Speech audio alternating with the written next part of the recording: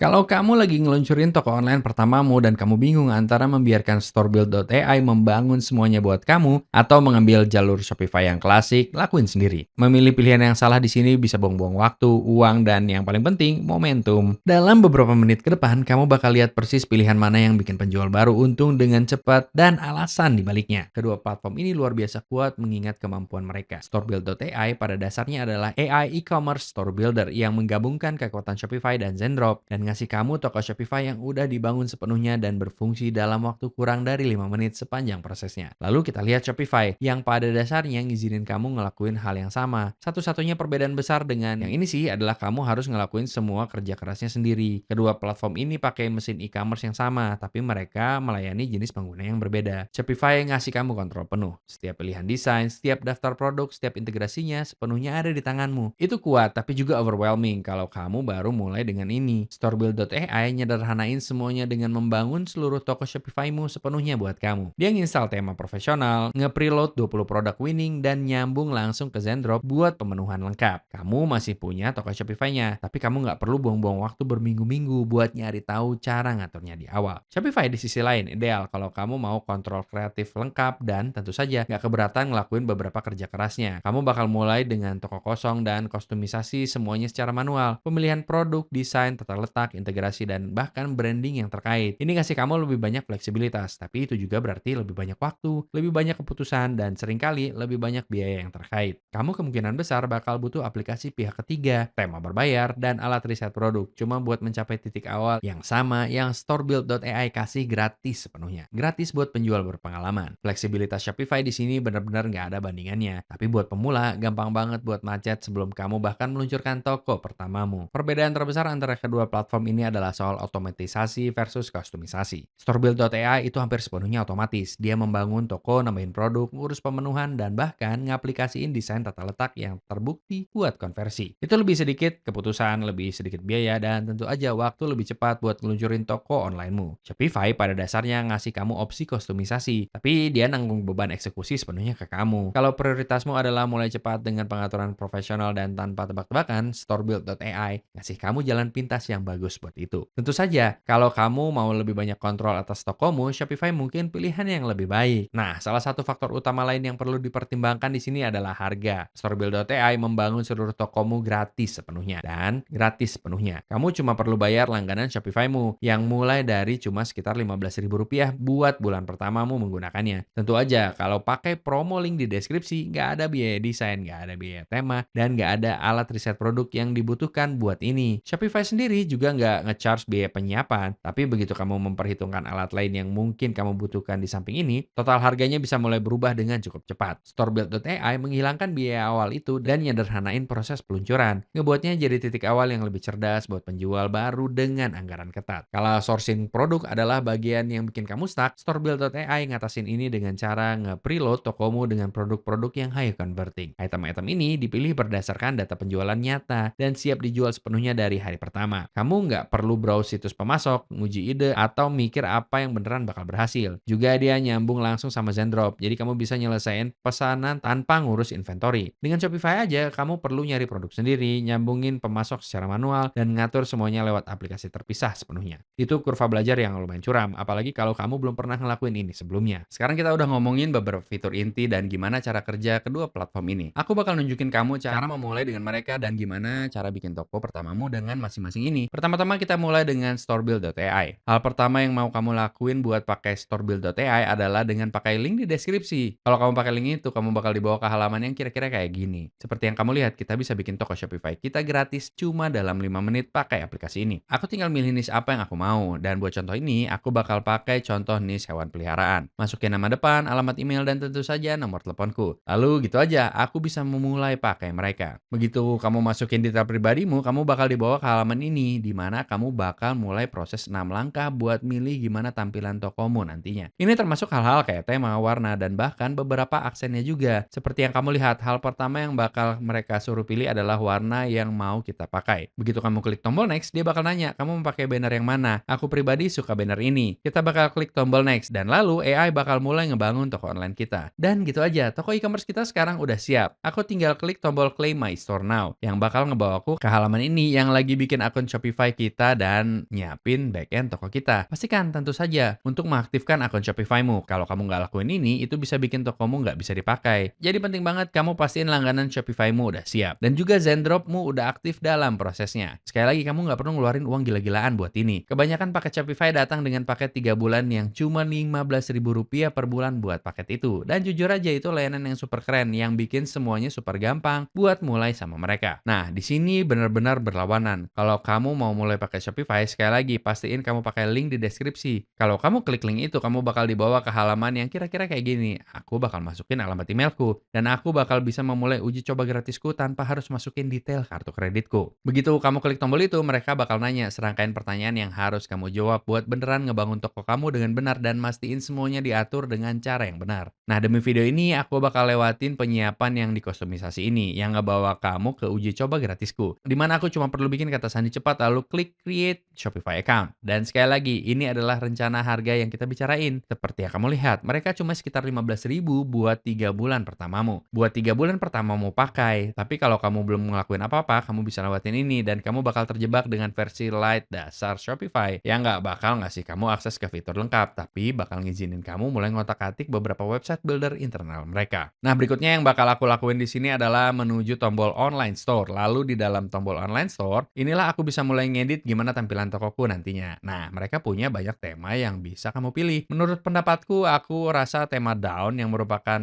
tema default itu pilihan yang cukup bagus. Aku bakal klik tombol customize yang bakal ngebawa aku ke dalam editor website mereka. Di dalam editor website mereka, aku sekarang bisa mulai ngelakuin perubahan apapun yang aku mau ke toko online ini. Entah aku mau ngubah halaman kecil ini, aku bahkan nambahin banner pendaftaran baru, atau hal-hal lain yang bisa aku pikirin. Aku tinggal klik tombol sections, lalu add section, yang bakal ngasih aku banyak bagian berbeda yang bisa aku tambahin. Koleksi unggulan, produk unggulan, daftar koleksi, teks kaya, gambar dengan teks, banner gambar, dan seterusnya. Ini cara yang super keren dan gampang buat terus memperbarui websiteku dan punya antarmuka yang sangat mudah untuk berinteraksi. Dan pada akhirnya, itu dia perbedaan utamanya. Kalau kalian punya pertanyaan tentang salah satu platform ini, pastiin tulis di kolom komentar. Juga ingat, link-link di deskripsi adalah link afiliasi dan kami bisa dapat keuntungan finansial dari dukunganmu. Jadi terima kasih banyak udah mendukung lebih banyak video kayak gini. Semoga kalian menikmati video ini dan aku nggak sabar untuk ketemu kalian di video berikutnya.